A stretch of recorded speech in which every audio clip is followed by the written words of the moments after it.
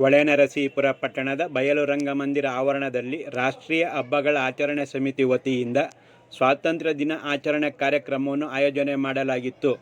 ರೈತರ ಪರವಾಗಿರುವ ಸರ್ಕಾರವೆಂದು ಹೇಳುವ ನೀವುಗಳು ಮಳೆಯಿಂದ ಹಾನಿಯಾದ ಬೆಳೆ ಅಥವಾ ಮನೆಗಳಿಗೆ ಎಷ್ಟು ಪರಿಹಾರ ಕೊಟ್ಟಿದ್ದೀರಿ ಎಂದು ಶಾಸಕರು ಪ್ರಶ್ನಿಸಿ, ಮನೆ ಕಳೆದುಕೊಂಡ ಸಂತ್ರಸ್ತರಿಗೆ 1,20,000 ರೂಪಾಯಿಗಳನ್ನು ಮನೆ ನಿರ್ಮಾಣಕ್ಕೆಂದು ಕೊಡುತ್ತಿರುವ ನೀವುಗಳು ಯಾವ ಕಾಲದಲ್ಲಿದ್ದೀರಿ? ಇಷ್ಟು ಕೊಡುವ ಬದಲು ನಾವು ಪರಿಹಾರ ಕೊಡುವುದಿಲ್ಲ ಎಂದು ಹೇಳುಬಿಡಿ ಎಂದು ಆಡಳಿತ ವೈಖರಿಯನ್ನು ಶಾಸಕ ಎಚ್.ಡಿ. ರೇವಣ್ಣ ಕಟುವಾಗಿ ಟೀಕಿಸಿದರು. ತಾಲೂಕಿನಲ್ಲಿ ನೆರೆ ಸಂತ್ರಸ್ತರನ್ನು ಕಂದಾಯ ಸಚಿವರು, ಜಿಲ್ಲಾಧಿಕಾರಿಗಳು ಭೇಟಿ ಮಾಡಿದ್ದಾರೆ. ಆದರೆ ಇಲ್ಲಿಯ ತನಕ ಯಾರಿಗೆ ಎಷ್ಟು ಪರಿಹಾರ ನೀಡಿದ್ದಾರೆ ಎಂಬ ಮಾಹಿತಿ ಇಲ್ಲವೆಂದು ಬೇಸರದಿಂದ ನುಡಿದರು. ರೈತರಿಗೆ, ಬಡವರಿಗೆ, ನೊಂದ ಜನರಿಗೆ ಮೊದಲು ಅಗತ್ಯ ಸೌಲಭ್ಯ ಕಲ್ಪಿಸಿ ಆಮೇಲೆ ನಿಮ್ಮ ಗ್ಯಾರಂಟಿ ಬಗ್ಗೆ ಚಿಂತಿಸಿ ಎಂದು ಸರ್ಕಾರಕ್ಕೆ ಸಲಹೆ ನೀಡಿದರು. ಭಾರತೀಯರಿಗೆ ಸ್ವಾತಂತ್ರ್ಯ ಲಭಿಸಿ 77 ವರ್ಷ ಕಳೆದಿದ್ದರೂ ಗ್ರಾಮೀಣ ಹಾಗೂ ನಗರ ಪ್ರದೇಶದ ರೈತರು ಹಾಗೂ ಬಡವರ ಮಕ್ಕಳಿಗೆ ಅಗತ್ಯ ಶಿಕ್ಷಣದ ವ್ಯವಸ್ಥೆ ಇಲ್ಲ.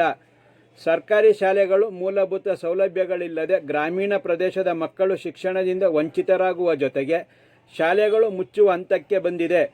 ಪ್ರಾಥಮಿಕ ಹಂತದಿಂದ ಸರ್ಕಾರಿ ಶಾಲೆಗಳಲ್ಲಿ ಶಿಕ್ಷಣಕ್ಕೆ ಹೆಚ್ಚು ಒತ್ತು ನೀಡಿ ಬಡವರ ಮಕ್ಕಳು ಶಿಕ್ಷಣಕ್ಕೆ ರಾಜ್ಯ ಸರ್ಕಾರ ಒತ್ತು ನೀಡಬೇಕಿದೆ ಎಂದು ಸಲಹೆ ನೀಡಿದರು.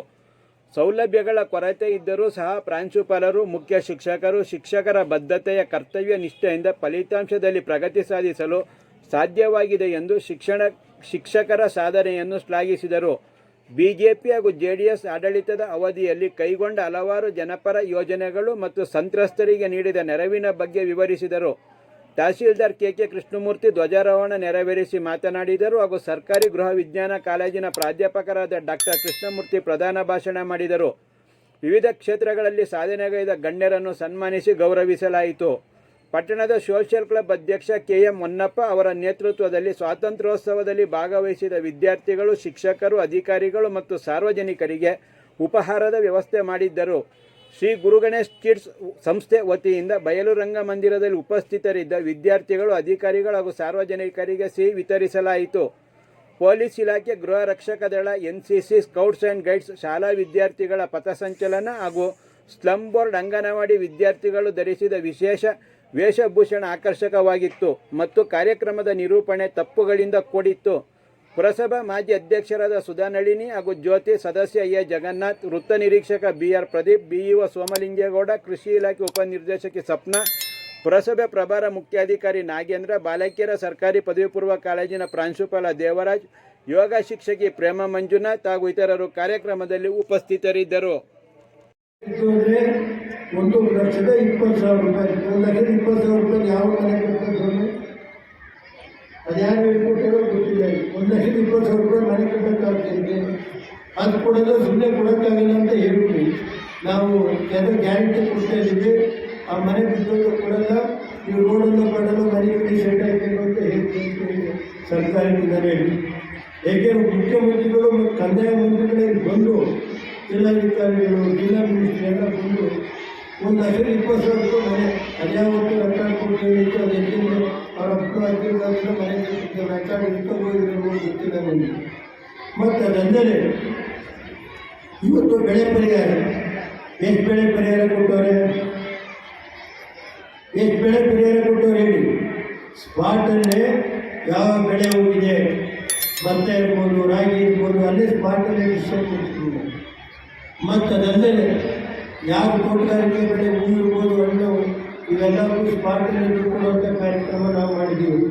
ಅವತ್ತು ಕೃಷಿ ಅಧಿಕಾರಿಗಳಿರ್ಬೋದು, ತೋಟಗಾರಿಕೆ ಅಧಿಕಾರಿಗಳಿರ್ಬೋದು, ಅದನ್ನು ಮಾಡಿದರೆ ಅವ್ರಿಗೂ ನಾನು ಈ ಸಂದರ್ಭದಲ್ಲಿ ನೆನೆಬೇಕಾಗಿ ಕೃಷಿ ಅಧಿಕಾರಿ ಇರ್ಬೋದು, ತಾಲೂಕು ಅಧಿಕಾರಿಗಳಿರ್ಬೋದು. ಏಕೆಂದರೆ ಈಗಿನ ದುಸ್ಥಿತಿನಲ್ಲಿ ಇವತ್ತು ರೈತರ ಬಗ್ಗೆ ಎಲ್ಲ ನಾವು ಮಾತಾಡ್ತೀವಿ. ಇವತ್ತು ಯಾರು ಸ್ವಾಮಿ ಇವತ್ತು ರೈತರ ಬಗ್ಗೆ ಕಡಿಮೆ ಇದೆ? 1,20,000 ರೂಪಾಯಿ ಮನೆ ಕಟ್ಟೋಕ್ಕಾಗುತ್ತಾ? ನಾನು 100 ಕೋಟಿ ರೂಪಾಯಿ ಹಣ ಕೊಡಿಸಿದ್ದೀನಿ. 100 ಕೋಟಿ 2,000 ಮನೆಗೆ ಈ ತಾಲೂಕಿನಲ್ಲಿ ನಮ್ಮ ವಿಧಾನಸಭಾ ಕ್ಷೇತ್ರದ ವ್ಯಾಪ್ತಿಯಲ್ಲಿ 2,000 ಮನೆಗೆ 1,000 ಕೋಟಿ ಹಣ ಕೊಟ್ಟಿದ್ದಾರೆ.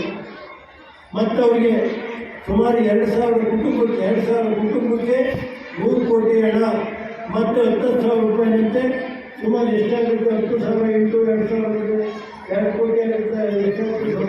40 ವರ್ಷ 1,40,000 ಅಲ್ಲ 2,000 ಮನೆಗೆ 10,000 2 ಕೋಟಿ ಹಣ ಕೊಡಿಸಿದ್ರು. ಅವರು ಬಾಡಿಗೆ ಮನೆ ಕಟ್ಟಿ ಬಾಡಿಗೆ ಕೊಟ್ಟು ಮನೆಯಲ್ಲಿ ಇವತ್ತು ಶಿಕ್ಷಣ ಒಳ್ಳೆಯ ಶಿಕ್ಷಣ ಸರ್ಕಾರಿ ಮಹಿಳಾ ಕಾಲೇಜು ಪದವಿ ಪೂರ್ವ ಕಾಲೇಜಿದೆ ಊಟದಲ್ಲಿ ನಮ್ಮ ದೇವರಾಜ್ ಆ ಕಾಲೇಜಲ್ಲೇ ಏನಾಗಿದೆ ಅಂದರೆ ಇವತ್ತು 1,800 ಮಕ್ಕಳು ಶಾಲೆ ಮತ್ತು 2 ಇವತ್ತು 1000